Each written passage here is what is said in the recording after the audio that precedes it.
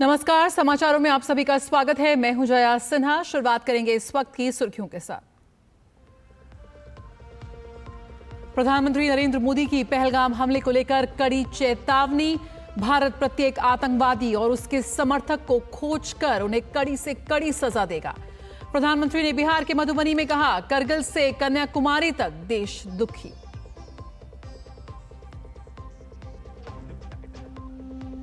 प्रधानमंत्री ने बिहार के मधुबनी में 13,480 करोड़ रुपए से अधिक की कई विकास परियोजनाओं का किया उद्घाटन और शिलान्यास। सर्वश्रेष्ठ प्रदर्शन करने वाली पंचायतों को दिया राष्ट्रीय पंचायत पुरस्कार।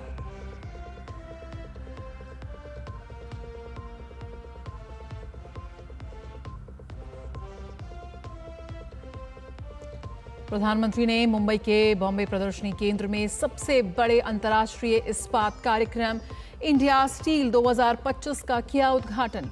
कहा, सरकार की सुविचारित नीतियों से समग्र आर्थिक प्रगति को मिल रहा है बल।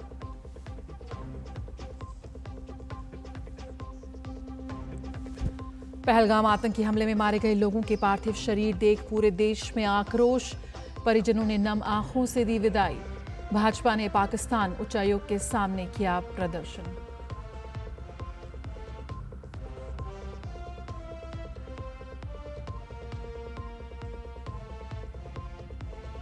अब तक का सबसे बड़ा नक्सल ऑपरेशन, 5,000 जवानों ने संभाला मोर्चा। छत्तीसगढ़ में सुरक्षा बलों ने 5 नक्सलियों को किया ढेर।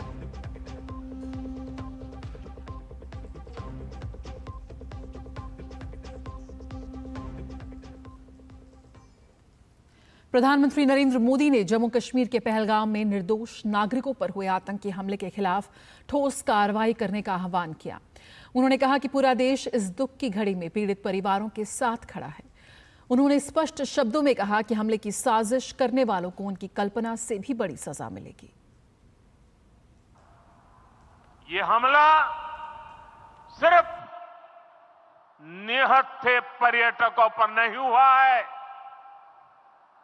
देश के दुश्मनों ने भारत की आत्मा पर हमला करने का दुस्साहस किया है। मैं बहुत स्पष्ट शब्दों में कहना चाहता हूं, जिन्होंने ये हमला किया है, उन आतंकियों को और इस हमले की साजिश रचने वालों को उनकी कल्पना से भी बड़ी सजा मिलेगी।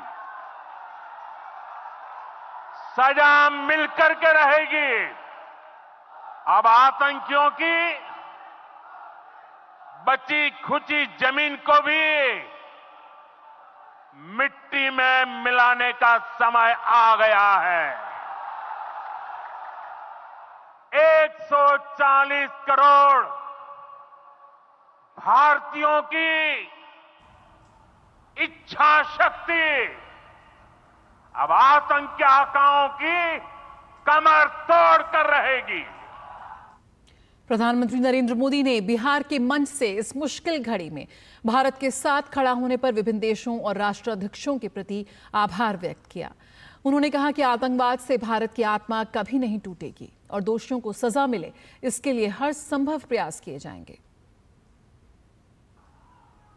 Friends, today from the soil of Bihar I say to the whole world, India will identify, track and punish every terrorist and their backers. We will pursue them to the ends of the earth. India's spirit will never be broken by terrorism. Terrorism will not go unpunished.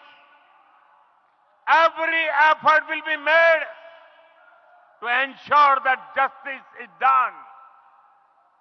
The entire nation is firm In this resolve, everyone who believes in humanity is with us. I thank the people of various countries and their leaders who have stood with us in these times. इससे पहले प्रधानमंत्री मोदी ने आतंकी हमले के शिकार हुए लोगों के प्रति भावभीनी श्रद्धांजलि अर्पित की। उन्होंने सभी से कुछ पल मौन रहने का आग्रह किया और मृतकों के प्रति अपनी संवेदना व्यक्त की। 22 तारीख को जिन परिवारजनों को हमने खोया है, उनको श्रद्धांजलि देने के लिए कुछ पल हम अपने स्थान पर बैठ करके ही मौन रख करके अपने अपने आराध्य देव का स्मरण करते हुए उन सबको श्रद्धांजलि देंगे। उसके बाद मैं आज अपनी बात प्रारंभ करूंगा।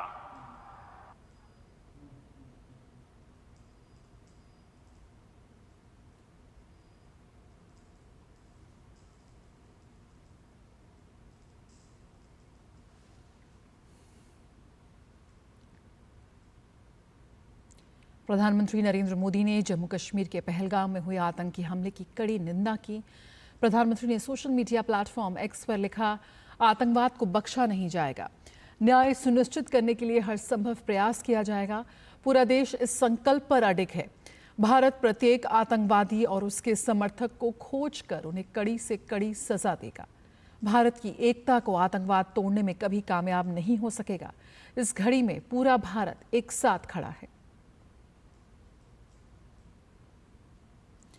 प्रधानमंत्री नरेंद्र मोदी ने बिहार के मधुबनी में राष्ट्रीय पंचायती राज दिवस के अवसर पर आयोजित कार्यक्रम में हिस्सा लिया। प्रधानमंत्री नरेंद्र मोदी ने इस अवसर पर सर्वश्रेष्ठ प्रदर्शन करने वाली पंचायतों को मान्यता देने और प्रोत्साहित करने के लिए राष्ट्रीय पंचायत पुरस्कार प्रदान किए। प्रधानमंत्री ने कहा कि जब तक भारत के गांव मजबूत नहीं होंगे, तब तक भारत का तेज विकास नहीं हो सकता। पीएम ने बीते एक दशक में पंचायतों को सशक्त करने के लिए एक से बढ़कर एक कदम उठाने की भी बात कही। जब तक भारत के गांव मजबूत नहीं होंगे, तब तक भारत का तेज विकास नहीं हो पाएगा। देश में पंचायती राज की परिकल्पना के पीछे यही भावना है। बीते दशक में पंचायतों को सशक्त करने के लिए एक के बाद एक कदम उठाए गए। टेक्नोलॉजी के माध्यम से भी पंचायतों को मजबूत किया गया। बीते दशक में 2 लाख से ज्यादा ग्राम पंचायतों को इंटरनेट से जोड़ा गया है। 5.5 लाख से ज्यादा कॉमन सर्विस सेंटर्स गांवों में बने। प्रधानमंत्री नरेंद्र मोदी ने इस मौके पर 13,480 करोड़ रुपए से अधिक की कई विकास परियोजनाओं का उद्घाटन, शिलान्यास और राष्ट्र को समर्पित किया। उन्होंने बिहार के गोपालगंज जिले के हथुआ में लगभग 340 करोड़ रुपए की लागत से बनने वाली एक एलपीजी बॉटलिंग संयंत्र और रेल अनलोडिंग सुविधा की आधारशिला रखी। इससे आपूर्ति श्रृंखला को सुव्यवस्थित करने और थोक एलपीजी परिवहन की दक्षता में सुधार करने में मदद मिलेगी। क्षेत्र में बिजली के बुनियादी ढांचे को बढ़ावा देते हुए प्रधानमंत्री ने बिहार में 1170 करोड़ रुपए से अधिक की परियोजनाओं की आधारशिला रखी और पुनर्गठित वितरण क्षेत्र योजना के तहत 5030 करोड़ रुपए से अधिक की कई परियोजनाओं का उद्घाटन भी किया।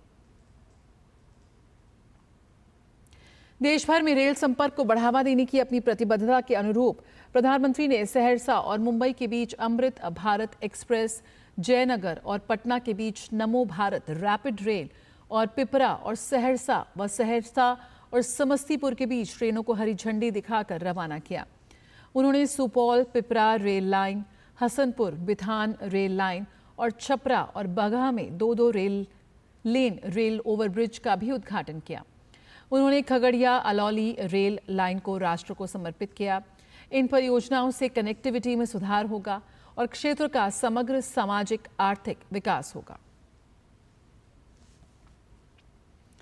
पीएम मोदी ने दीनदयाल अंत्योदय योजना राष्ट्रीय ग्रामीण आजीविका मिशन के अंतर्गत बिहार के 2 लाख से अधिक स्वयं सहायता समूहों को लगभग 930 करोड़ रुपए के सामुदायिक निवेश कोष के लाभ वितरित किए। पीएम मोदी ने पीएमएवाई ग्रामीण के 15 लाख नए लाभार्थियों को स्वीकृति पत्र सौंपे। उन्होंने देश भर के 10 लाख पीएमएवाईजी लाभार्थियों को किस्तें जारी की। उन्होंने बिहार में 1 लाख पीएमएवाईजी और 54,000 पीएमएवाईयू घरों के कुछ लाभार्थियों को चाबियां सौंपी। प्रधानमंत्री नरेंद्र मोदी ने मुंबई के एक प्रदर्शनी केंद्र में सबसे बड़े अंतर्राष्ट्रीय इस्पात कार्यक्रम इंडिया स्टील 2025 में हिस्सा लिया। उन्होंने वीडियो कॉन्फ्रेंस के माध्यम से कार्यक्रम को संबोधित किया। इस मौके पर प्रधानमंत्री नरेंद्र मोदी ने स्टील उद्योग पर बल देते हुए कहा कि ये क्षेत्र नई ऊर्जा और विश्वास से परिपूर्ण है, क्योंकि देश के पास पीएम गति शक्ति जैसी दूरदर्शी योजनाएं हैं। इन योजनाओं के तहत उपयोगी सेवाओं और लॉजिस्टिक्स को सुदृढ़ कर खनन क्षेत्रों को प्रोत्साहन दिया जा रहा है। विशेष रूप से देश के पूर्वी हिस्सों पर केंद्रित प्रयासों से स्टील उद्योग में नवीन संभावनाएं उभर रही हैं, जो आर्थिक विकास और रोजगार सृजन को गति प्रदान करेंगे। प्रधानमंत्री ने रेखांकित किया कि स्टील कई क्षेत्रों के विकास का मूलभूत आधार है। इसलिए सरकार की स्टील उद्योग के लिए सुविचारित नीतियां न केवल स्टील क्षेत्र को नई ऊंचाइयों तक ले जा रही हैं, बल्कि इससे संबंधित अन्य उद्योगों को भी व्यापक लाभ पहुंच रहा है, जिससे समग्र आर्थिक प्रगति को बल मिल रहा है। स्टील कितने ही सेक्टर्स की ग्रोथ का प्राइमरी कंपोनेंट है।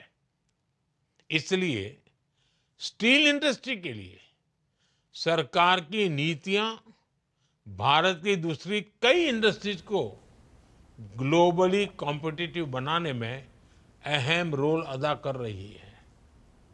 हमारा मैन्युफैक्चरिंग सेक्टर, कंस्ट्रक्शन, मशीनरी और ऑटोमोटिव सेक्टर, आज इन सबको भारतीय स्टील इंडस्ट्री से शक्ति मिल रही है।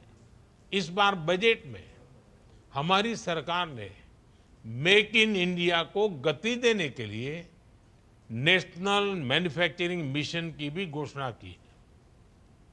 ये मिशन स्मॉल, मीडियम और लार्ज सभी इंडस्ट्रीज के लिए है।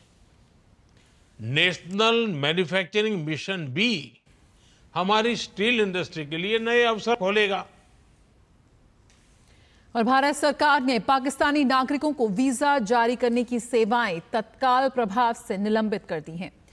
पहलगाम में हुए आतंकी हमले के बाद केंद्रीय सुरक्षा मामलों के मंत्रिमंडलीय समिति द्वारा लिए गए निर्णयों के आलोक में ये निर्देश जारी हुआ है। विदेश मंत्रालय प्रवक्ता Randhir Jaiswal social media x पर उन्होंने ये जानकारी दी। उन्होंने बताया कि भारत द्वारा पाकिस्तानी नागरिकों को जारी किए गए सभी वैध वीजा 27 अप्रैल 2025 से रद्द माने जाएंगे। हालांकि चिकित्सा वीजा भी 29 अप्रैल 2025 तक ही वैध रहेंगे। जो पाकिस्तानी नागरिक वर्तमान में भारत में हैं, उन्हें अपने वीजा की संशोधित अवधि समाप्त होने से पहले भारत छोड़ना अनिवार्य होगा। सरकार ने भारतीय नागरिकों को पाकिस्तान की यात्रा करने से सख्त परहेज करने की सलाह दी है। साथ ही जो भारतीय वर्तमान में पाकिस्तान में हैं, उन्हें जल्द से जल्द भारत लौटने को कहा गया है।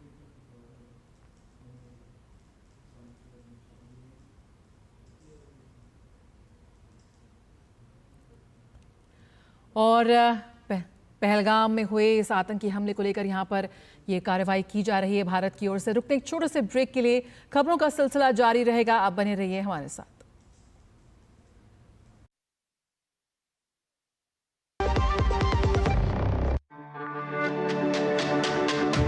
मेरी पसंद, मेरी पसंद,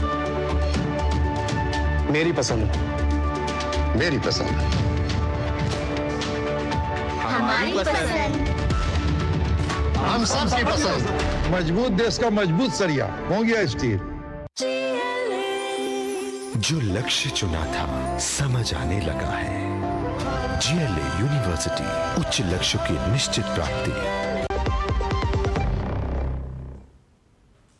ब्रेक के बाद स्वागत है। पहलगाम में हुए आतंकी हमले को लेकर देश के लोगों में गुस्सा है, जिसकी बानगी राजधानी दिल्ली में भी देखने को मिली। भाजपा ने नेहरू तारामंडल से पाक उच्चायोग तक मार्च निकाला, जिसमें पाकिस्तान को लेकर लोगों में रोष नजर आया। देखिए डीडी न्यूज के संवाददाता निशांत राय की रिपोर्ट। पहलगाम में जिस तरीके से निर्दोषों को मारा गया, उसके बाद से पूरे देश में लोगों में गुस्सा है और इस गुस्से की बानगी दिल्ली की सड़कों पर देखी जा सकती है। आज दिल्ली में बीजेपी ने पाकिस्तान उच्चायोग के बाहर प्रोटेस्ट किया और आप देख सकते हैं कि पुलिस की बैरिकेडिंग तोड़ के लोग पाकिस्तान उच्चायोग की तरफ जाते हुए नजर आ रहे हैं। दिल्ली पुलिस ने यहाँ बैरिकेडिंग की हुई थी, लेकिन दिल्ली में लोगों ने बैरिकेडिंग तोड़ दी और पाकिस्तान के खिलाफ आप देख सकते हैं कि लोग नारेबाजी करते हुए यहाँ से निकल रहे हैं। सर, हिंदुस्तान जिंदाबाद, पाकिस्तान हाय हाय, पाकिस्तान पाकिस्तान। क्या मांग है आपकी?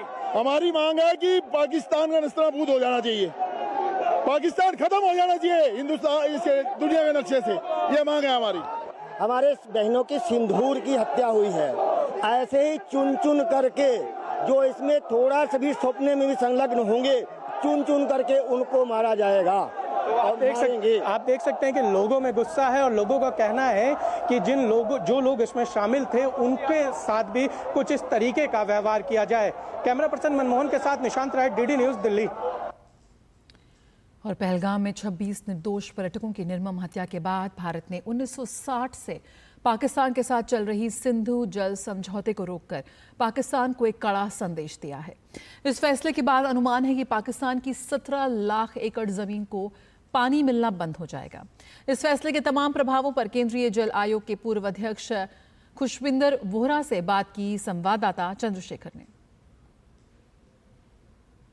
जम्मू कश्मीर में हुए आतंकवादी हमले के बाद कड़ा रुख अपनाते हुए भारत सरकार ने पाकिस्तान के बीच में जो सिंधु जल समझौता था उसको तत्काल प्रभाव से रोका है और एक बड़ा स्टेप माना जा रहा है। हमारे साथ बातचीत करने के लिए CWC के पूर्व चेयरमैन खुशविंदर वोहरा जी इस वक्त मौजूद हैं। सर, कितना बड़ा ये फैसला आप देखते हैं और इसका असर ये होगा कि हम लोग अभी जब तक ये है अब इसकी प्रोविजन से शायद बाउंड नहीं है अब हम, और हम अपने प्रोजेक्ट्स को बना सकते हैं जिस तरह से हम लोगों ने डिज़ाइन की हैं। किशनगंगा में अभी भी सेडिमेंट के हमारे कंसर्न है क्योंकि काफ़ी सेडिमेंट आते हैं वहाँ पे और वो उसकी लाइफ बढ़ेगी और हम लोग उसको बेहतर मैनेज कर पाएंगे। लॉन्ग टर्म हमारे जो ऑब्जेक्टिव हैं उससे बिजली बनाने के वो हमारे पूरे होते रहेंगे। इंडस कमीशन की मीटिंग होती हैं जो ट्रीटी में प्रावधान है उसकी शायद इस टाइम के बीच में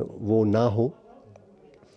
और इसके अलावा जो डाटा शेयरिंग है, हम लोग उसमें काफ़ी सारा डाटा शेयर करते हैं जिसका ज़्यादा फ़ायदा तो पाकिस्तान को ही होता है इन सब चीज़ों के लिए। तो वो अब डाटा शेयरिंग क्योंकि कैप्टन अबेंस है तो उसकी ज़रूरत अगर चाहें तो वो हम शायद उसको परसू ना करें या ना दें। और इसके अलावा फ्लड मैनेजमेंट हमारा बहुत बड़ा कंसर्न है। फ्लड मैनेजमेंट के रिलेटेड जो भी प्रोविजंस ट्रीटी के अंदर है उसको बड़े डिफरेंट ढंग से पाकिस्तान कई बार इंटरप्रेट करता है और हमें थोड़ी उसमें तकलीफ़ रहती है कि फ़्लड मैनेजमेंट की स्कीम्स को हम किस तरह से अच्छा और इफ़ेक्टिव बना पाएँ। तो अब हम झेलम में हम चाहें तो झेलम हमारा कंसर्न रहता है फ़्लड के लिए, बहुत तेज़ पानी आता है, शॉर्ट वैली में है, तो उसमें हम लोग कुछ इफ़ेक्टिव स्कीम्स ऐसी बना सकते हैं। जैसे मैंने सेडिमेंट फ्लशिंग की बात की, इसके अलावा स्टोरेजेस पे भी हम लोग काम कर सकते हैं। प्रोजेक्ट के फीचर्स, लेटेस्ट टेक्नोलॉजी जो भी हमारी है हम उनको आगे परसू कर सकते हैं। तो ये सब चीज़ें जो हैं कैप्टन अबेंस में भारत सोच सकता है, तो इसका कुछ प्रभाव कैप्टन अबेंस का उनके ऊपर जरूर पड़ेगा। तो ये थे खुशविंदर वोहरा जी जिनका कहना था कि निश्चित तौर पर ये जो बड़ा कदम भारत सरकार के द्वारा उठाया गया है इसका निश्चित तौर पर एक प्रभाव जो है वो पाकिस्तान पर पड़ेगा ही, लेकिन साथ ही साथ जो अपनी आवश्यकताओं की पूर्ति के लिए भारत जो प्रोजेक्ट्स लगाना चाह रहा था, जो प्रोजेक्ट्स पे वो काम कर रहा था, निश्चित तौर पर उस पर वो काम कर पाएगा। कैमरामैन सनी कालरा के साथ चंद्रशेखर, डीडी न्यूज़ दिल्ली। और पहलगाम आतंकी हमले में मारे गए सूरत के शैलेश कलाथिया के मासूम बेटे ने सब कुछ अपनी आंखों से देखा। मासूम ने आतंकी हमले का पूरा वाकया बयां किया है। हम कश्मीर में पहलगाम में गए थे। हमने पहलगाम में 5 पॉइंट देखे थे। उसमें जो मिनी स्विट्जरलैंड है सबसे टॉप वाला था, उधर हम गए थे। तभी गन फायरिंग की आवाज़ आई थी। हमें लगा कुछ हुआ था। हमने पूछा भी वो रेस्टोरेंट वाले से कि क्या हुआ, उन्हें भी कुछ नहीं पता था। तो जब वो आतंकवादी ज़्यादा गोली मारे हैं तब सबको पता चला कि टेररिस्ट घुसा है, तो हम छुप गए। उन लोगों ने ढूंढ लिया। हमको तो वो 2 दिखे थे और एक ने आके बोला मुसलमान अलग हो जाओ और हिंदू अलग हो जाओ, जेंट्स खाली। और बाद में हिंदू के सारे जेंट्स को गोली से मार दिया।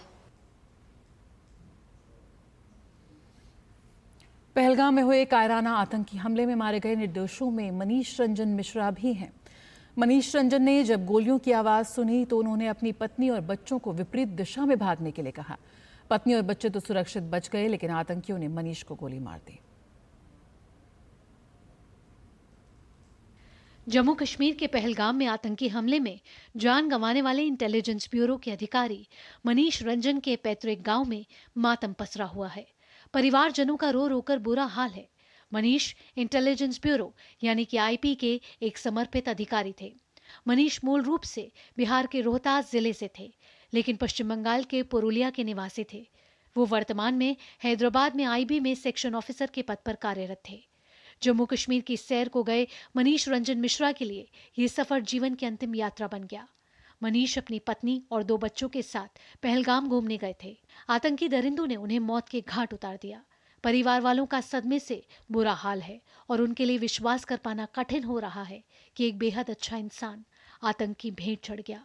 ना था उसको, बीच में किसने मारा, कौन मार दिया मेरे लाल को? मेरे जिगर के टुकड़ा को हमसे छीन लिया।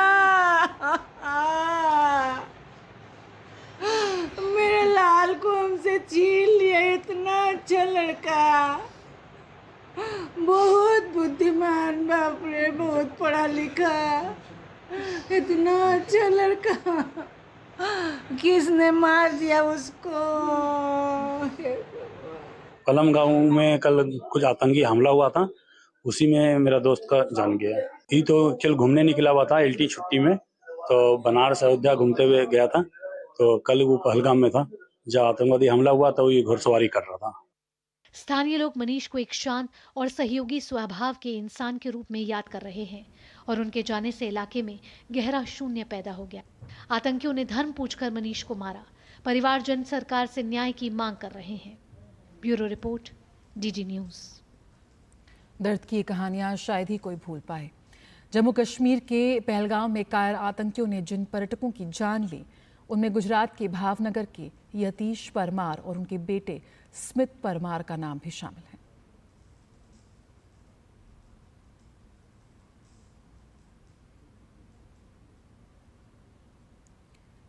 पहलगाम में हुए आतंकी हमले में 26 लोगों की जान गई। खिलखिलाते परिवारों की खुशी आतंकियों ने छीनी। उनमें गुजरात के भावनगर का परमार परिवार भी है। यतीश परमार और उनके बेटे सुमित परमार की मौत से आसपास के घरों में भी मातम का माहौल है। यतीश परमार परिवार के साथ जम्मू कश्मीर गए थे। आतंकी हमले के बाद परिवार का यतीश और उनके बेटे सुमित से संपर्क नहीं हो पा रहा था। उनकी पत्नी को देर रात सूचना मिली कि पिता पुत्र घायल हैं और उनका अस्पताल में इलाज हो रहा है। इससे परिवार को उम्मीद जगी थी, लेकिन अगली सुबह आई मृतकों की सूची में पिता पुत्र की मौत की पुष्टि हो गई। इसके बाद परिवार का रो रो कर बुरा हाल है। जैसे साइट सीन के लिए बाहर निकले होटल के आउटसाइड, तो वहाँ पर आतंकियों ने पकड़ के उसके साथ ऐसा हादसा हुआ है कि उसको शूट कर दिया। 0 रेंज से ही उसके साथ गोली मार दी है। यतीश परमार अपने बेटे के साथ मोरारी बापू का प्रवचन सुनने के लिए जम्मू कश्मीर गए हुए थे। उसके बाद उन्होंने पहलगाम घूमने का निर्णय लिया, लेकिन उन्हें क्या पता था कि आतंकियों का हमला उनकी जान ले लेगा। पिता पुत्र की एक साथ मौत से भावनगर में रहने वाले उनके परिजन गहरे शोक में हैं। Bureau report, DD news. और पहलगाम में हुए आतंकी हमले के बाद भारत ने काफी कड़े और बड़े कदम उठाए हैं। भारत ने वाघा अटारी चेक पोस्ट बंद कर दिया है। बॉर्डर के रास्ते भारत पाक के बीच होता था व्यापार और कल सीएस बैठक में ये फैसला लिया गया। देश की सुरक्षा से जुड़ी कैबिनेट समिति ने अटारी बॉर्डर को बंद करने का फैसला लिया। विदेश सचिव विक्रम मिस्री ने ये जानकारी दी कि पाक से आए लोग अब 1 मई 2025 से पहले भारत से लौट जाएं और व्यापार के लिए अटारी बॉर्डर सबसे अहम रास्ता माना जाता है। अगर भारत पाकिस्तान के व्यापार की बात करें, 2023 और 24 में करीब 3,886.53 करोड़ रुपए का व्यापार हुआ इस रास्ते। 6,871 कार्गो गाड़ियां यहां से गुजरी और 71,563 से ज्यादा लोग इस रास्ते से आए गए। अफगानी सामान भी पाकिस्तान के रास्ते आता है इसी बॉर्डर से, और भारत पर हमले को लेकर जो व्यापारी वर्ग है उसने पाकिस्तान की कड़ी निंदा की है। तो यहाँ पर सीसीएस की बैठक में पाकिस्तान के खिलाफ जो बड़ा फैसला लिया गया उसमें भारत ने बंद किया है अटारी बॉर्डर को। और अटारी बॉर्डर से इस वक्त हमारे साथ गुरमीत सिंह जुड़ रहे हैं, उनसे और जानकारी लेते हैं। गुरमीत, यहाँ पर भारत सरकार के फैसले के बाद इस वक्त क्या कुछ स्थिति बताई जा रही है अटारी बॉर्डर पर? गुरमीत, आपको मेरी आवाज मिल रही है? फ्रेम में दे रहा हूं, यहाँ सामने से ये अपने पूरे पीछे दिख रहा है अपन लाहौर। गुरमीत, आपको मेरी आवाज मिल रही है? भारत और पाकिस्तान के बीच जो व्यापार होता है उसकी अहम कड़ी है अटारी बॉर्डर, लेकिन यहां पर कड़े फैसलों के बीच अटारी बॉर्डर को बंद कर दिया गया है। गुरमीत,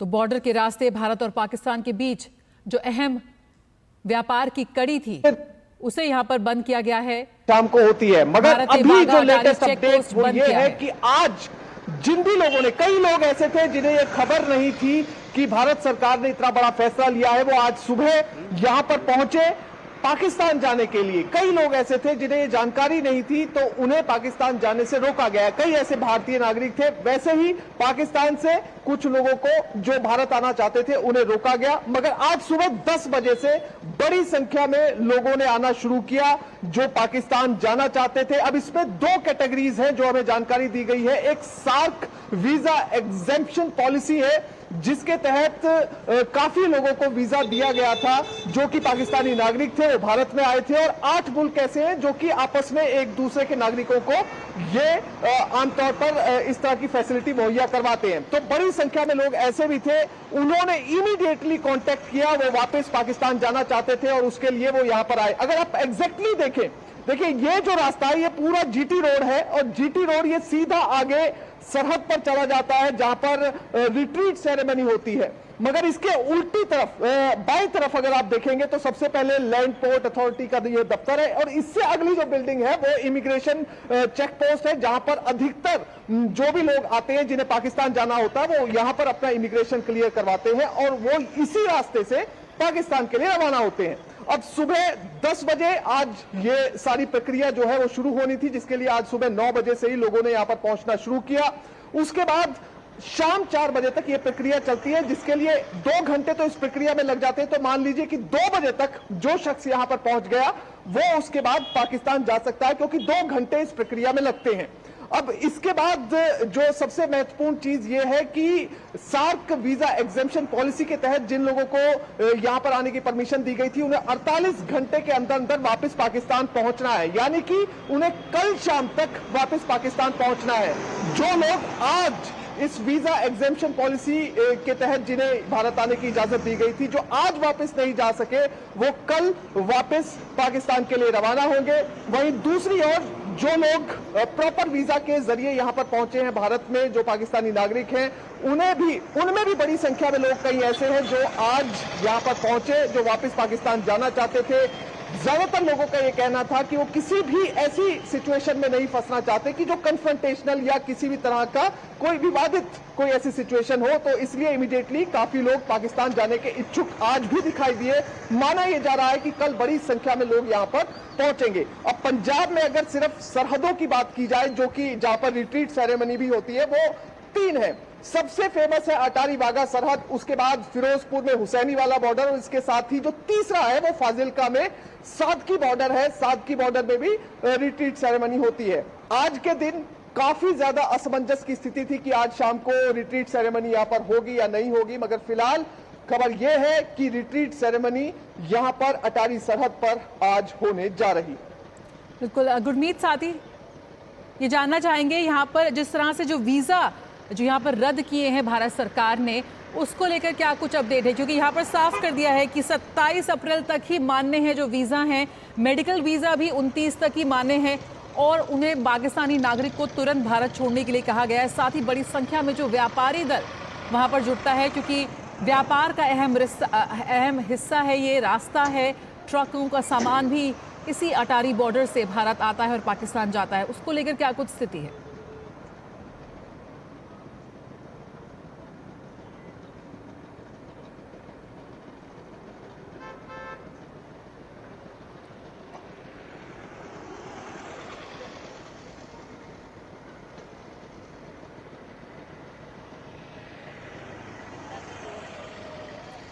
तो यहाँ पर आपको बता दें इस वक्त जिस तरह से तस्वीरें हम देख रहे थे, गुरमीत हमारे संवाददाता दिखा रहे थे अटारी बॉर्डर से जिसे बंद कर दिया गया है भारत के कूटनीतिक कड़े प्रयासों का एक कदम के तौर पर।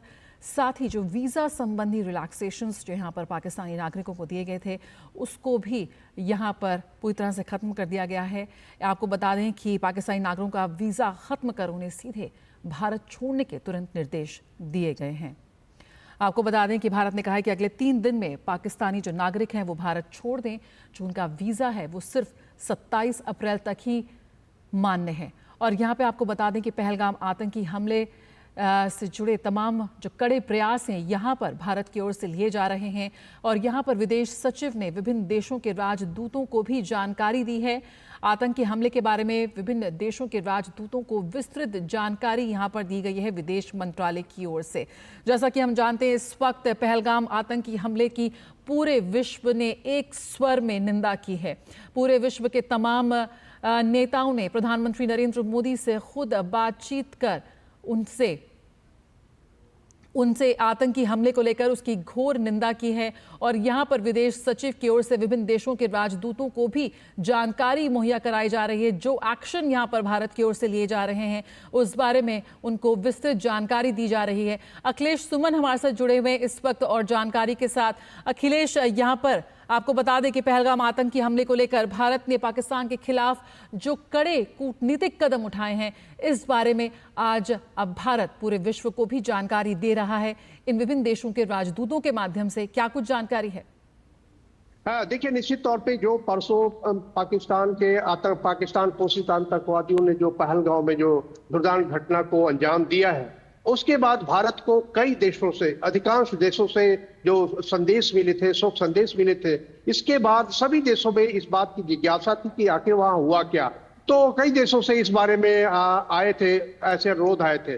तो उसके बाद ये फैसला लिया गया कल सीसीएस मीटिंग के बाद कि दुनिया की भी जो भी देश इंटरेस्टेड है उन देशों को इस बारे में बताया जाना चाहिए। तो आज विदेश सचिव ने अभी थोड़ी देर पहले दुनिया की तकरीबन 1 दर्जन से ज्यादा राजदूतों को अभी बुलाया है और माना यह जा रहा है कि इसकी प्रक्रिया और जारी रहेगी, क्योंकि एक बार एक समूह में बहुत ज्यादा लोगों को ब्रीफ नहीं किया जा सकता है। इसलिए यह किया गया है कि आज कुछ लोगों को बुलाया गया है, उसके बाद कल भी और आज भी हो सकता है कि 1-2 बैच को और बुलाया जाए।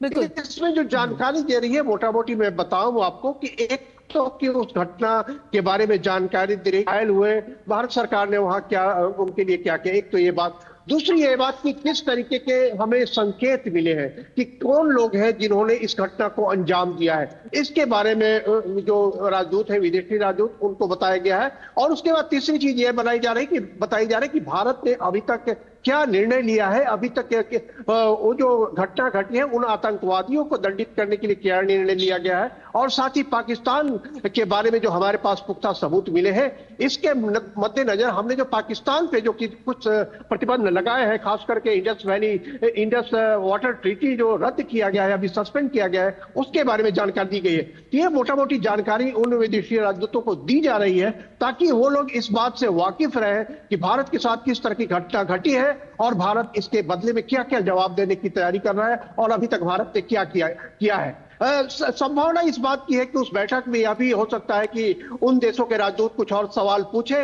जिन सवालों का जवाब उन्हें दिया जाएगा। बैठक हो रही है, बैठक के बाद इसके बारे में और थोड़ी सी जानकारी मिलेगी और आशा यह की जाती है कि विदेश मंत्रालय इसके बारे में भी एक थोड़ा सा ब्रीफ जारी करेगा ताकि मीडिया को और अन्य देश के लोगों को इस बारे में पता चले। जी बिल्कुल। यहाँ पर अखिलेश, प्रधानमंत्री ने आज बिहार की धरती से भी पहले हिंदी और फिर अंग्रेजी में अपनी बात कहकर ना सिर्फ भारत को भरोसा दिलाया कि हम आतंकवाद को जड़ से खत्म करेंगे, सारी पूरे विश्व को भी एक संदेश दिया कि भारत अब आतंकवाद के खिलाफ चुप नहीं बैठेगा और मुंह तोड़ जवाब देगा इन आतंकवाद के आकाओं को।